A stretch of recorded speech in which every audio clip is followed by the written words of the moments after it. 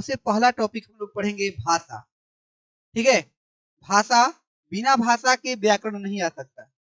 पहले भाषा तब व्याकरण। ठीक है, तो हम पहले भाषा को जानेंगे, उसके बाद व्याकरण को जानेंगे। ये वीडियो को शुरू करते हैं। जैसा कि लिखा गया है कि भाषा और व्याकरण में चोली और दामन का संबंध है। ये चोली और दामन जो है ना, चोली दामन का यह एक मुहावरा है।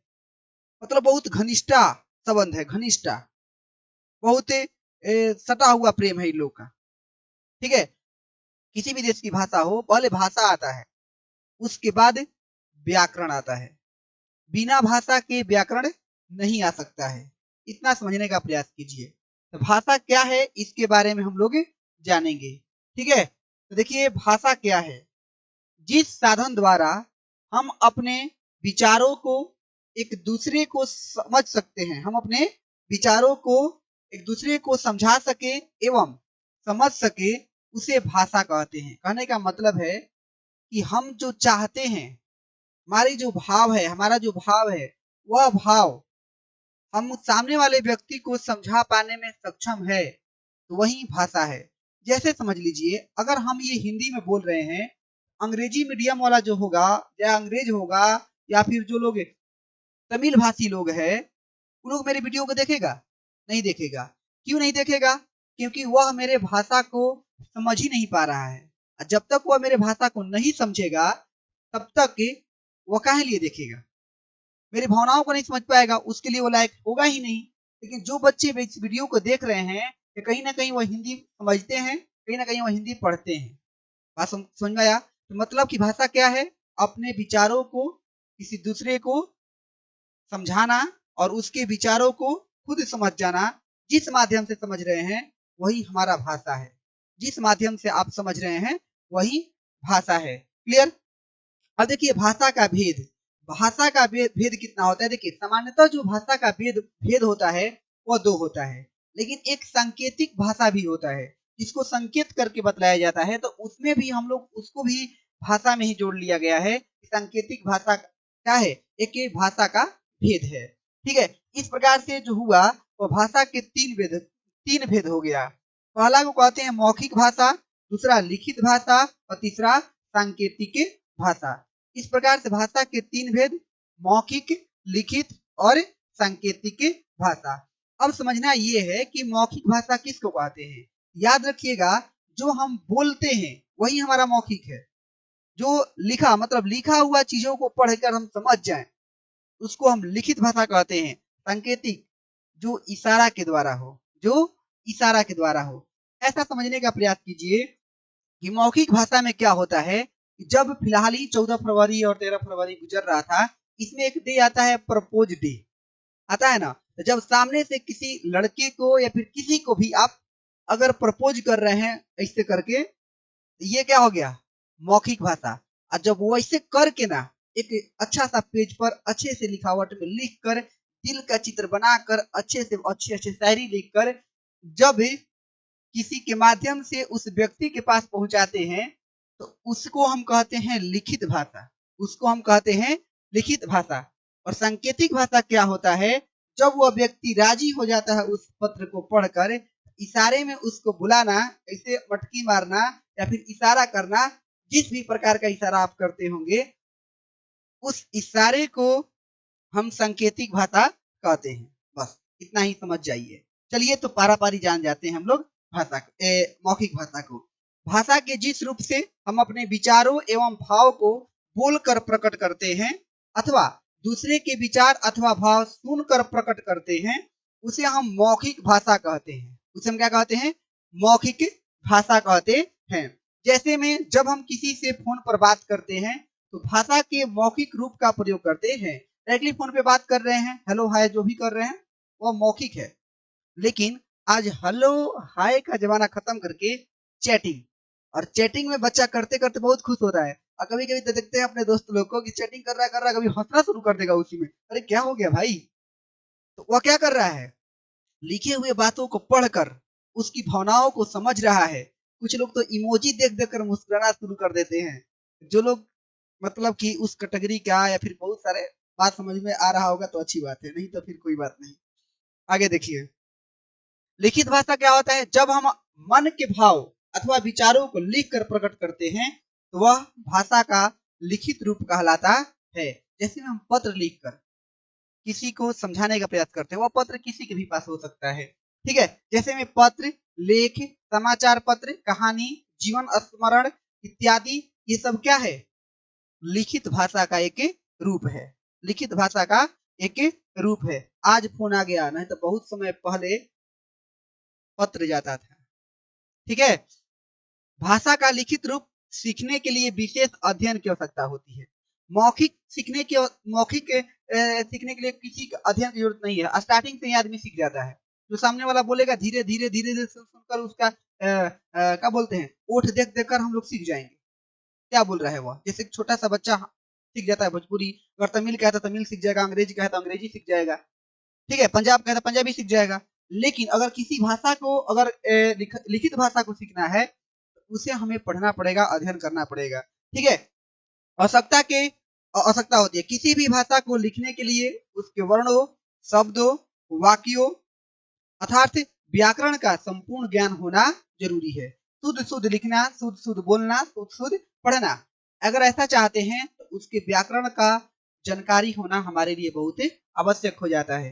अब बात करते हैं तीसरा नंबर, सांकेतिक भाषा का। सांकेतिक भाषा क्या होता है? या संकेत भाषा कहिए या फिर सांकेतिक भाषा कहिए, एक ऐसी भाषा है जिसको हम विभिन्न प्रकार के दृश्य, संकेतों के माध्यम से या फिर हस्तचालित संकेत, हाथ के माध्यम से ऐसे इशारा करके ऐसे ऐसे, ठीक है, अंग को संकेत करके, ठीक है, माध्यम से व्यक्त करते हैं। इसमें बोलने वाले के विचारों को धारा प्रवाह के रूप में व्यक्त करने के लिए हाथ के आकार और संचालन, बाहों या शरीर अथवा चेहरे के हाव भावों का एक साथ उपयोग किया जाता है। कहने का मतलब है कि अगर एक सामने एक मान लो बहरा व्यक्ति है, ठीक है, तो उसको समझाने के लिए, अपनी भावों को समझाने के लिए हमें बहुत प्रकार के हाथ का यूज करना पड़ेगा, मुंह का यूज करना पड़ेगा, मतलब कि अपना पूरा बॉडी लैंग्वेज से ही उसको अच्छे से समझा सकते हैं। अगर मान लीजिए मुझे किसी से किस लेना है तो कैसे करेंगे हम लोग? इशारा में, किसी को सुनाई नहीं देना चाहिए, बशर्ते किस।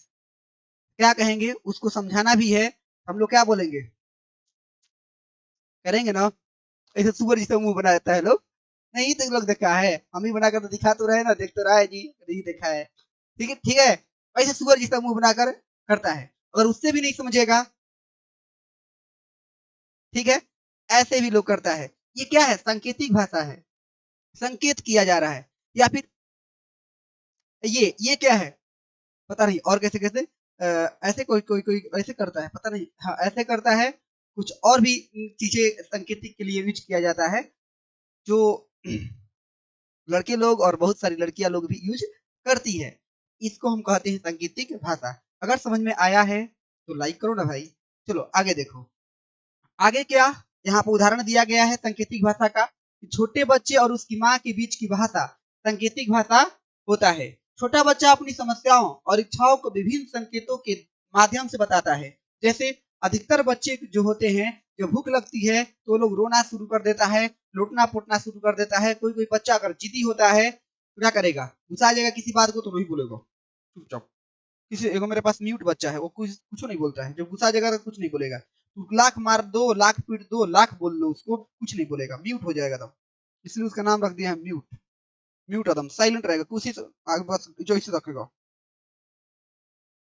जब ताकेंगे तो नीचे मुड़ी कर लेगा, और जब नहीं ताकेंगे तो ऐसे करेगा। ये सब क्या? ये सब संकेत है कि वो गुस्साया है या फिर है। आगे बात करते हैं, सांकेतिक भाषा का प्रयोग अधिकतर ऐसे व्यक्तियों के लिए होता है जो शारीरिक रूप से क्या हो? विकलांग हो, अर्थात कान और मुख से अपंग हो, ठीक है। ऐसे व्यक्ति सांकेतिक भाषा का यूज करते हैं। अगला है भाषा के अंग। कि भाषा के भाई कौन कौन से अंग है? कि भाषा के 5 अंग। ये कैसे? ध्वनि, वर्ण, शब्द, वाक और लिपि। ये 5 अंग है। इन 5 अंग से भाषा बना है और इन्हीं से फिर व्याकरण बनेगा, ठीक है। ये भाषा का प्रकार।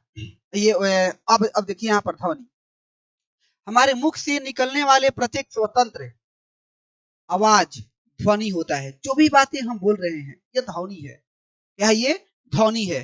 और ये ध्वनियां हमेशा मौखिक भाषा में ही प्रयोग होता है। हम क्या बोल रहे हैं ये सब ध्वनि है। बच्चा जो चिल्ला रहा है ना, जिसका कोई अर्थ नहीं है, क्या बोल रहा है पता नहीं, क्या क्या बोलता है बच्चा, वो भी एक प्रकार की ध्वनि है, एक प्रकार की वह ध्वनि है। लेकिन जब उसको हम लिख देंगे तो वह हमारा क्या हो जाएगा, भाषा में लिखित भाषा हो जाएगा।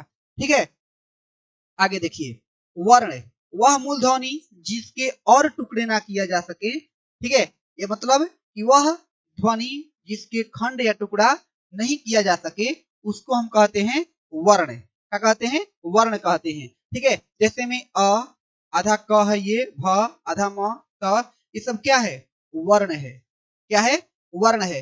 हालांकि पहला चैप्टर ही आप लोग का होगा वर्ण, वर्ण पढ़ लेंगे तब हम शब्द विचार ये सब चीजें पढ़ेंगे। ठीक है, व्याकरण जब पढ़ेंगे तो।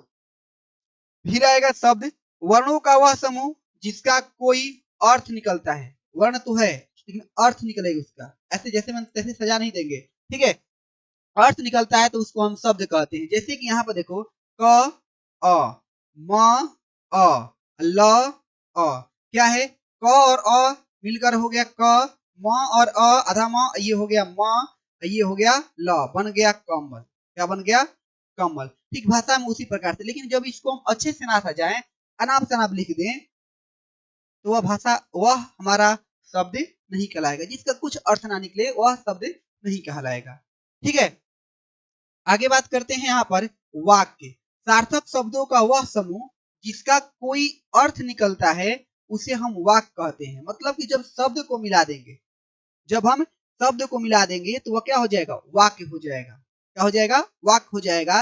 लेकिन उसका एक सही अर्थ निकलना चाहिए। जैसे कि हम एग्जाम्पल में आप लोगों को समझाने का प्रयास किए हैं। हमने बोला धीरज हिंदी भाषा पढ़ रहा है, मान लो अपना ही नाम यूज कर लिए हैं, धीरज हिंदी भाषा पढ़ रहा है। अब ये यदि इसी वाक्य को हम क्या करें, हिंदी है रहा कमल पढ़, यहाँ पर कमल नहीं, यहाँ पर धीरज लिख देते हैं। ठीक है, धीरज पढ़। अब भाषा, अब इसका पढ़ने का मतलब पता चल रहा है क्या आप लोग को, पता नहीं चल रहा है। क्या लिखे हैं हम, क्या लिखे हैं। ठीक है, अब तो इसका कोई अर्थ नहीं निकलता है तो हम इसे वाक्य नहीं कह सकते हैं। वर्ण शब्द का तो समूह है लेकिन वाक्य नहीं कहेंगे। क्यों, क्योंकि इसका कोई अर्थ नहीं निकल रहा है। जब तक अर्थ ना निकले तब तक हम उसको वाक्य नहीं कहेंगे, या फिर शब्द भी नहीं कहेंगे। अगर उसको हम वर्ण सजाएं, अगर अर्थ ना निकले तो वह निर्थक हो जाएगा। ठीक है, चलिए लिपि देखिए, लिपि भी बहुत इंपॉर्टेंट है। मौखिक भाषा को लिखित रूप में व्यक्त करने के लिए जिन चिन्हों का प्रयोग किया जाता है उन्हें हम लिपि कहते हैं। उन्हें हम क्या कहते हैं, लिपि कहते हैं। जैसे कि हम जो बोल रहे हैं, ये स्टार्टिंग में जो लोग भाषा लिखा होगा कि क ऐसे होगा, ख ऐसे होगा, ये क्या है, कि संकेत ही तो है कि क ऐसे, ख ऐसे, ग ऐसे, च ऐसे, संकेत ही तो है।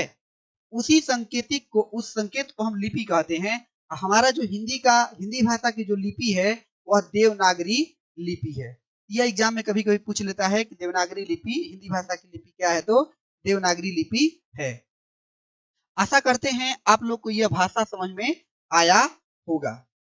अगर नहीं समझ में आया है तो कमेंट में भी कीजिए, अगर समझ में आया है फिर भी कमेंट कीजिए। ठीक है, आपका कमेंट हमें मोटिवेट करता है। लाइक हो सके तो कर दीजिए। ठीक है, तो बताइए कैसा रहा ये सेशन, कमेंट में जरूर बतलाइए। हम अगले वीडियो में पढ़ेंगे व्याकरण क्या है।